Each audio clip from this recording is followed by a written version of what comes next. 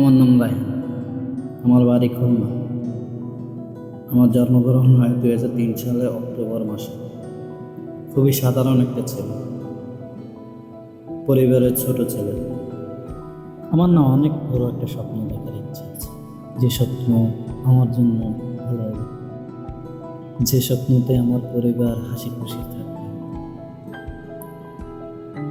যে স্বপ্ন নিয়ে আমি বাঁচতে চাই। আসলে কি পূরণ হবে? কারণ মধ্যবিত্ত পরিবারের ছেলেরা তো স্বপ্ন দেখতে পারে, পূরণ করতে পারে না।